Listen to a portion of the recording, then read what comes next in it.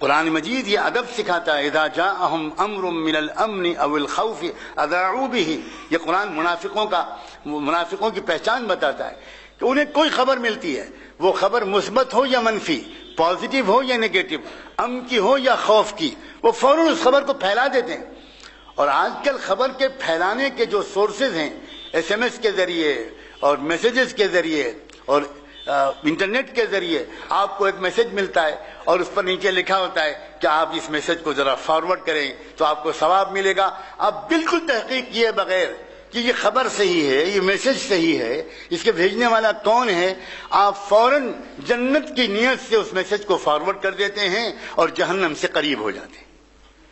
یہ نادانی ہے، یہ غلط بات ہے۔ قرآن مجید ایک ادب سکھاتا ہے، وَلَوْ رَدُّوهُ، صاف فرماتا وَإِلَى الرَّسُولِ وَإِلَى أُولِي الْأَمْرِ مِنْهُمْ، تمہیں کوئی میسج ملے، تمہیں کوئی پیغام ملے، قرآن کہتا ہے، یہ میں نہیں کہہ رہا ہوں، میرے استاد اور میرے پیر نہیں کہہ رہے ہیں، کوئی عالم دین نہیں کہہ رہا ہے، کسی جماعت کا امیر نہیں کہہ رہا ہے، قرآن کہہ رہا ہے کہ تم کو کوئی میسج ملے تو پہلے تم اس کو رسول کی طرف، یا اگر رسول نہیں ہے اِلَى أُولِي الْأَمْرِ، تو پھر جو قرآن و حدیث کا گہرا علم رکھتے ہیں، جو اہل حل و عقد ہیں، جو ویژنری لوگ ہیں، جو سمجھدار لوگ ہیں، ان سے پہلے مشورہ کیا کرو کہ مجھے یہ کہا جا رہا ہے، مجھے یہ کال دی جا رہی ہے، میرے پاس یہ میسج آیا ہے، میرے پاس یہ خبر آئی ہے، مجھے کیا کرنا چاہیے۔ قرآن کا حکم ہے یہ، اور قرآن مجید یہ بھی ادب سکھاتا ہے کہ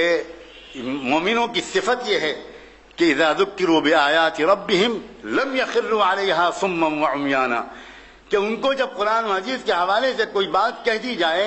تو وہ اندھے بہرے ہو کر اس پر گر نہیں پڑتے۔ الٹی بات ہے،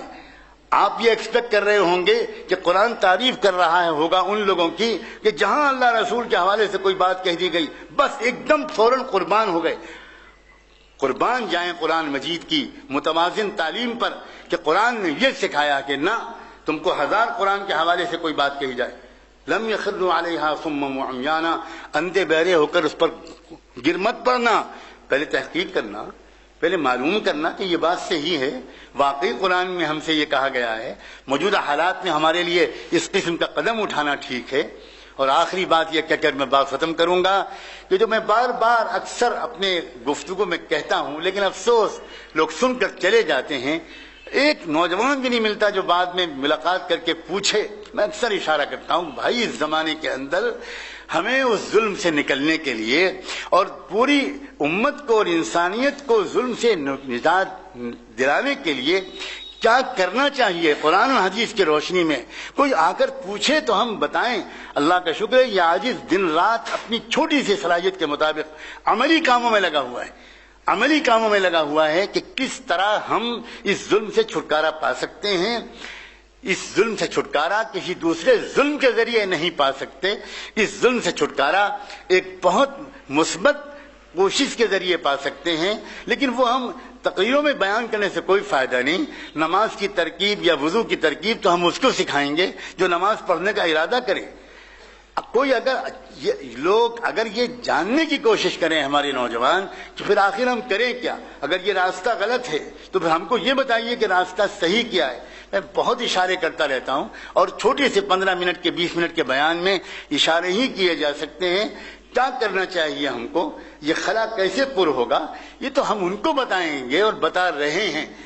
جو واقعی کام کرنا چاہتے ہوں، جو صرف جمعے کی نماز کی مجبوری کی وجہ سے مسجد میں آ جائیں اور مجبوراً بیان سن لیں، ان کے سامنے عملی بات کہنے کی کوئی معقول وجہ نظر نہیں آتی۔ دعا ہے کہ اللہ تعالی ہم کو ذرا فہم و بصیرت نصیب فرمائے۔ آپ اس پیغام کو عام کریں، پورے حلقے میں عام کریں، جہاں جہاں تک آپ لوگوں کو بتا سکیں کہ جو کچھ ہوا ہے پشاور میں اس کا اسلام سے کوئی تعلق نہیں ہے، وہ کفر ہے، یقیناً سراپا ظلم ہے، بدترین درجے کا ظلم ہے، اسلام اس سے بالکل بری